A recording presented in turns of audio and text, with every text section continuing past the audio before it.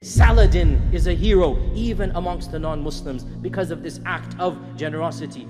And this is what makes him magnanimous in the eyes of Europeans and the Crusaders. That they're magnanimous when they're strong. They never seek revenge. They always forgive, even their enemies. And even their enemies can acknowledge their magnanimity and generosity, which Saladin certainly received, not only his Muslim adversaries, but also the Crusaders at the time. Most important battle that ever took place after the time of the Prophet ﷺ. It is a battle that every Muslim should know, every Muslim should be aware of, especially in light of current political circumstances, and that is the famous Battle of Hittin that took place in the year 583 Hijrah, corresponding to September 1187 CE. And of course, the Battle of Hittin is the famous battle where the greatest general after Khalid ibn al-Walid, and that is Salah ad-Din al-Ayyubi, reconquered our city of Jerusalem from the invading Crusaders after it had been in Frankish hands, in European hands for over 93 years. Salah ad-Din captures Jerusalem in 1187, and he starts the struggle in 1177. So it takes him 10 years. This is a long time. But also the kingdom or Crusader kingdoms are very powerful because they're constantly getting help from Europe. Especially there are two orders. One is called Hospitallers, the other one is called Knights Templars. The Knights Templars were the richest order in the Christian world. They actually were organized throughout Europe, and usually they enlisted rich Christians. They poured money into Jerusalem, and with that money came, knights as well. And the knights were the trained fighters, usually very skilled. Saladin was a very cautious commander. He never attacked unless he was sure of victory. If you lost a battle, that was it sometimes. You lost everything. So you had to be very careful. And one of his principles is never enter into a battle unless you're sure of victory, or create the conditions that would lead to victory. And Saladin followed this principle throughout his campaigns to great success later in his life. Because of this, there were a lot of small encounters between 1182 to 1186. And then the Crusaders had these massive fortified castles. It looks like a massive mountain, and it was very hard to get into. So you had to pull them out into open battle. Eventually it happens in the Battle of Hattin. And the Battle of Hittin was a final assault that Salah ad-Din Ayyubi had been planning for many, many years. It was now in the 1180s, 1185, 86, there was a truce between Salah ad-Din and a man called Raymond of Tripoli, who was one of the head of the Crusaders. But that truce was running out. The truce between Raymond of Tripoli and Salah ad-Din was coming to an end.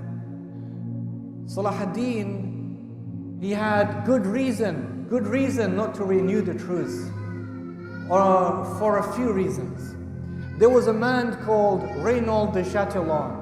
Reynaud de Chatillon was the Prince of Carac.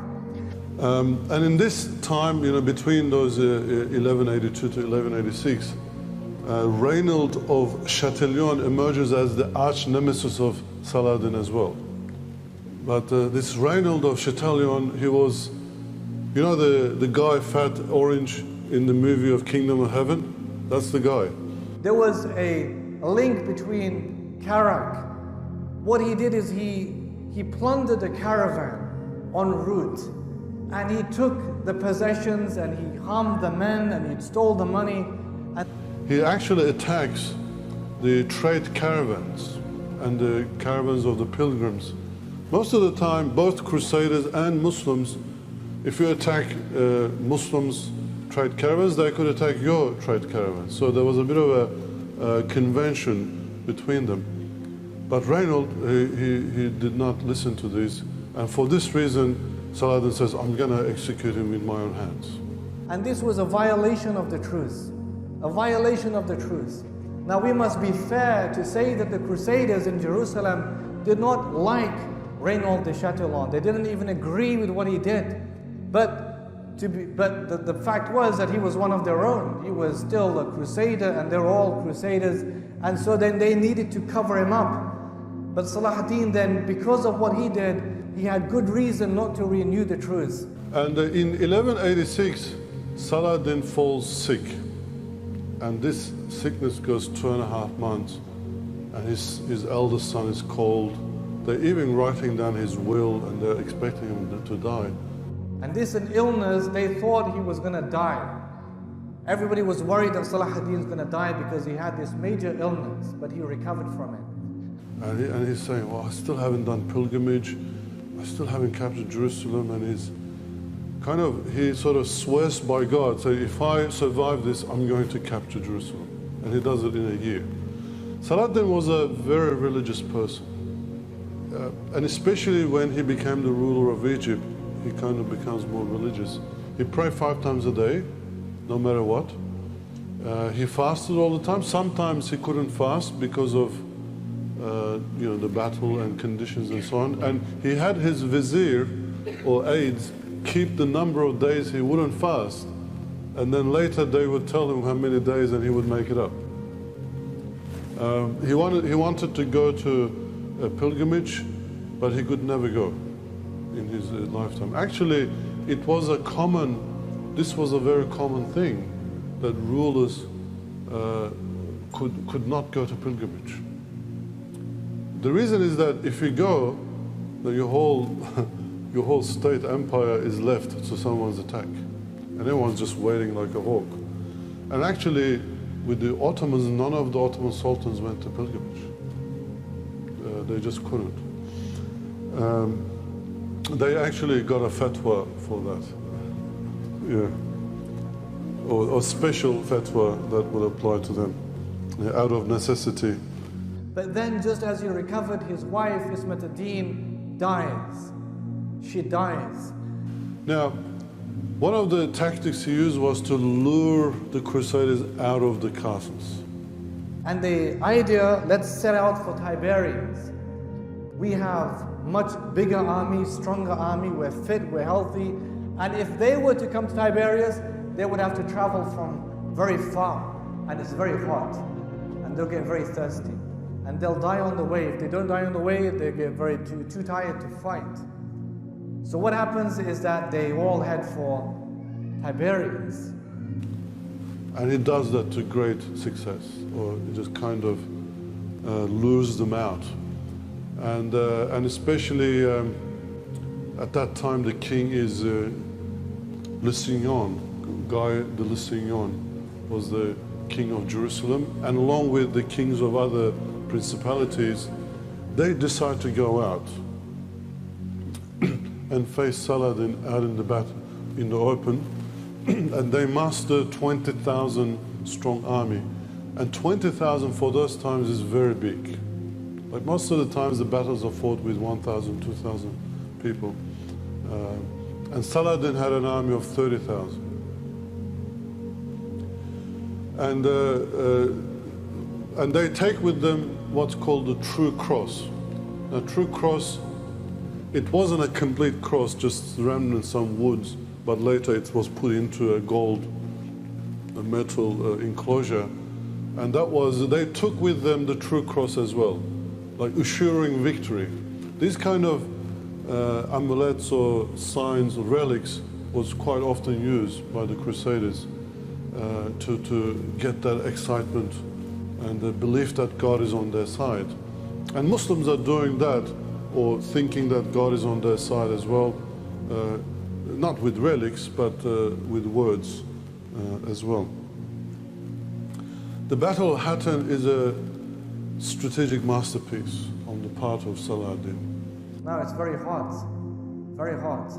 One of the first things Salah ad-Din does is he ignites fire scrubs, because he knew that the westerly wind would blow in the direction of the Crusaders. And so all around, fire scrubs. And the wind, the smoke, the ashes is blowing in the direction of the Crusaders.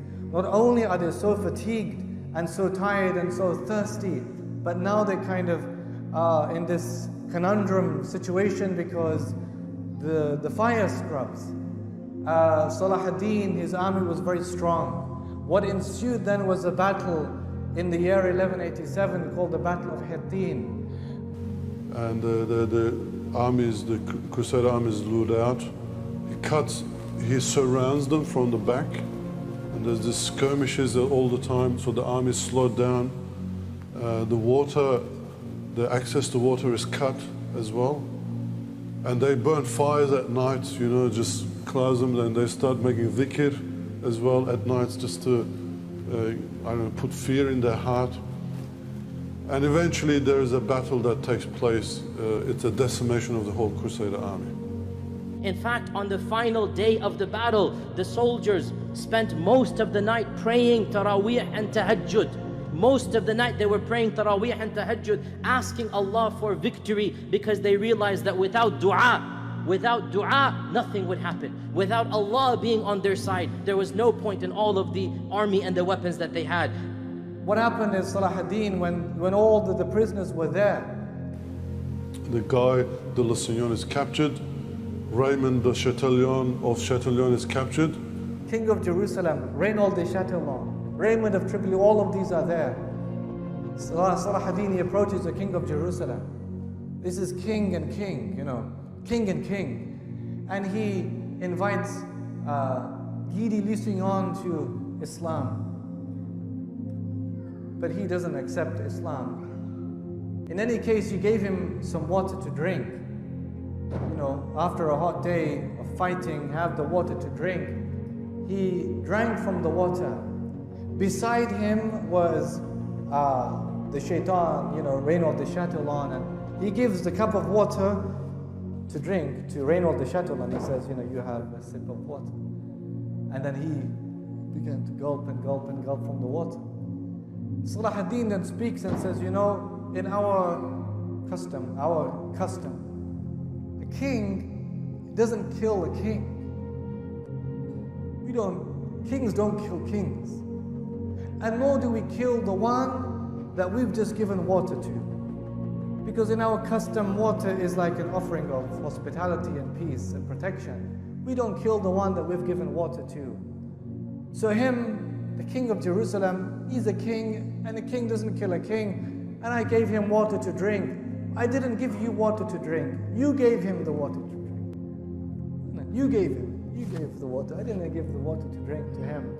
And so he takes his scimitar and then he pushes him towards the others and they execute him.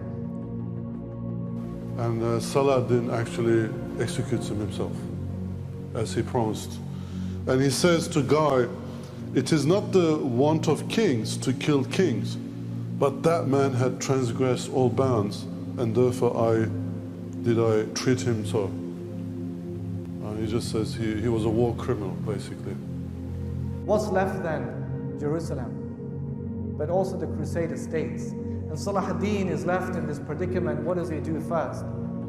Try and take the coastline of Sham or Jerusalem? The heart is saying Jerusalem, but in essence the mind would have been the Crusader states, because if you don't take them, you always leave an avenue open for the Crusaders to launch another attack against you. In any case, he went for Jerusalem. Now look at this, what happened in Jerusalem. Jerusalem has no king, because the king now is captured and taken into exile. And then Salah ad-Din swiftly moves to Jerusalem, and Jerusalem's got no one really to defend the city. And so it was in the final days of Ramadan that Salah ad-Din al-Ayyubi won over the Frankish kingdoms, and he entered the city of Jerusalem. Then Balin of Abirin, or Iberin, is the one who's in charge, the only one left behind.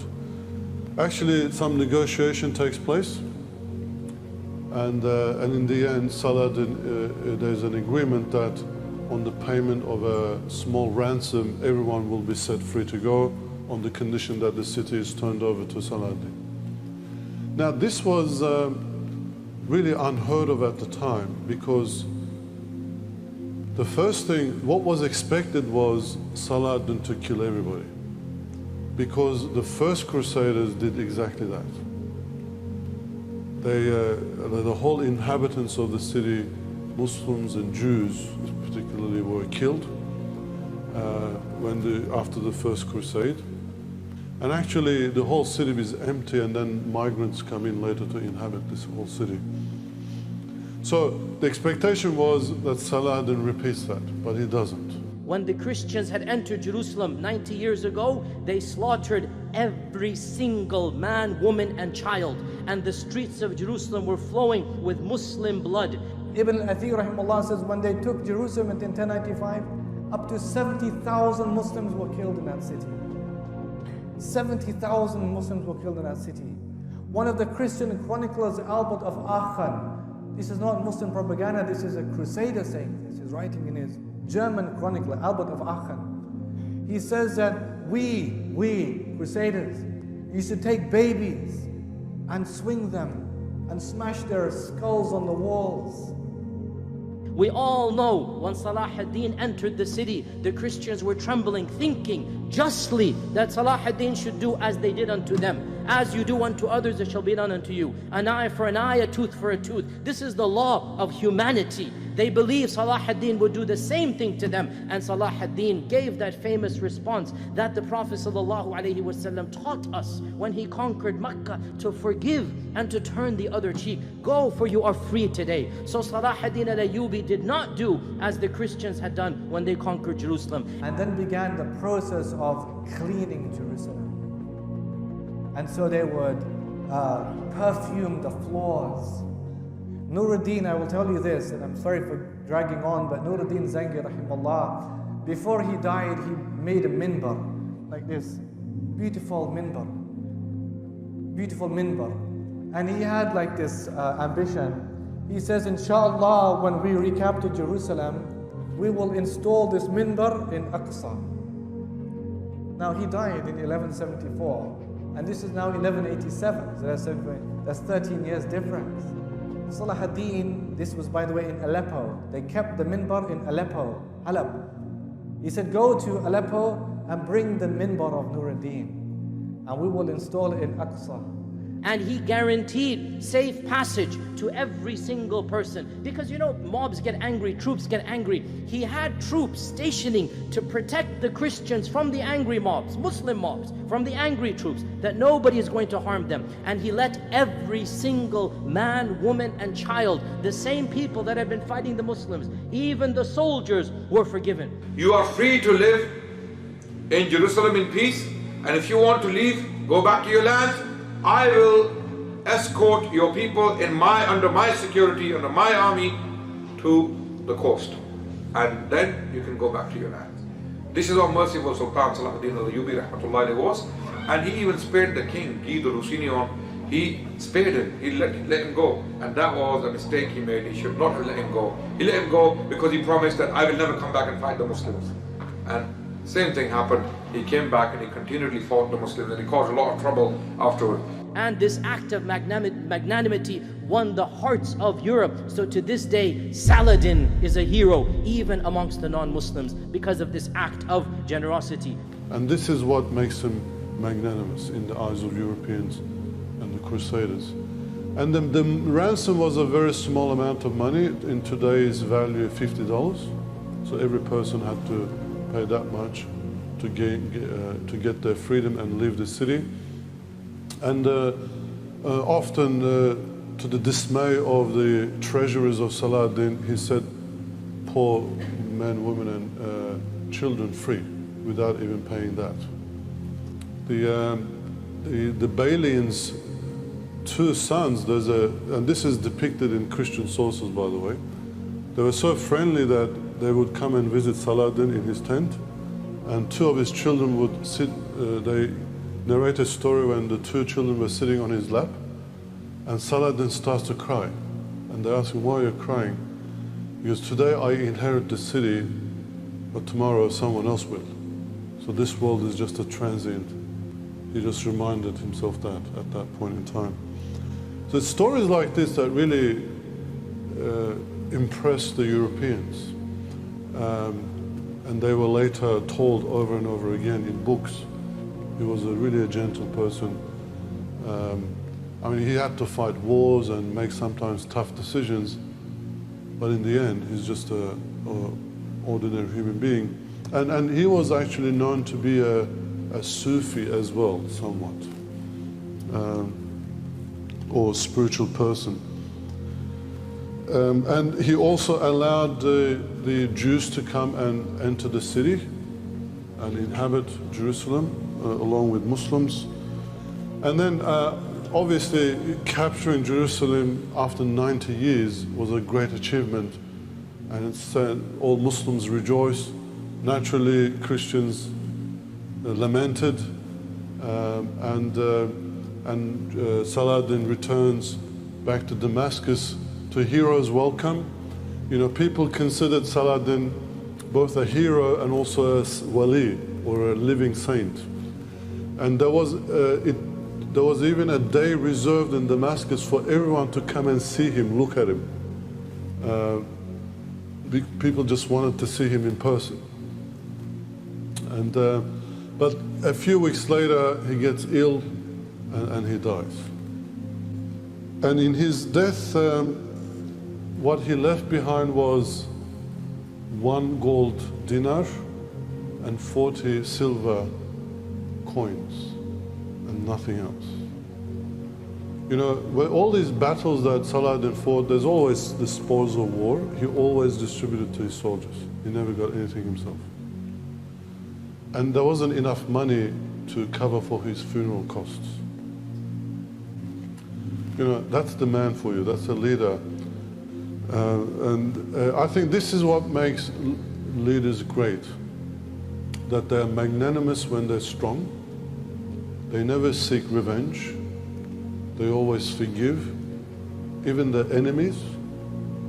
And even the enemies can acknowledge their magnanimity and generosity, which Saladin certainly received, not only his Muslim adversaries, but also the Crusaders at the time.